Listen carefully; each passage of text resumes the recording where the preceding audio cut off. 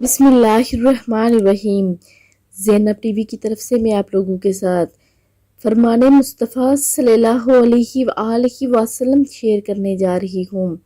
احمد یا محمد نام رکھنے کی برکت۔ رسول اللہ صلی اللہ علیہ وآلہ وسلم نے ارشاد فرمایا کہ روز قیامت دو شخص اللہ رب العزت کے حضور کھڑے کیے جائیں گے۔ حکم ہوگا انہیں جنت میں لے جاؤ۔ عرض کریں گے الہی ہم کس عمل پر جنت کے قابل ہوئے؟ ہم نے تو کوئی کام جنت کا نہ کیا۔